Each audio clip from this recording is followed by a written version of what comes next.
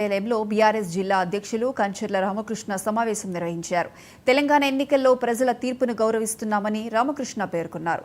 అనేక సంక్షేమ పథకాలతో సుస్థిరమైన పాలనను అందించామన్న సంతృప్తి బీఆర్ఎస్ కు ఉందని రామకృష్ణ అన్నారు. కాంగ్రెస్ ప్రభుత్వంపై ఏడాదిలో వ్యతిరేకత వస్తుంది. దాంతో కాంగ్రెస్ పతనం ఖాయమని రామకృష్ణ జోష్యం చెప్పారు. మొన్ననే రాష్ట్ర శాసనసభకు జరిగిన ఎన్నికల్లో కాంగ్రెస్ పార్టీ అత్యధిక మెజారిటీ సీట్లతోటి అధికారంలోకి వచ్చింది.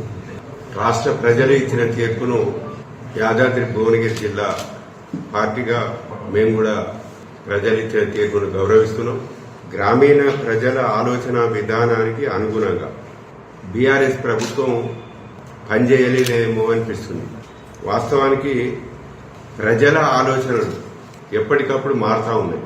అవి ఎందుకు మారుతున్నాయి, ఏమిటికి మారుతున్నాయి అనే కోణంలో ఆలోచించినప్పుడు కూడా అనేక రకాలుగా, ఉదాహరణకు 2,200 రూపాయలు ఉన్న పెన్షన్ను మొదటి టర్మ్లో 1,000 రూపాయలు చేసి, రెండవ టర్మ్లో 2,000 చేసి, మూడవ టర్మ్లో 3,000 చేస్తామని చెప్పి కూడా మేనిఫెస్టోలో గౌరవ ముఖ్యమంత్రి కేసీఆర్ గారు ప్రవేశపెట్టడం కూడా జరిగింది.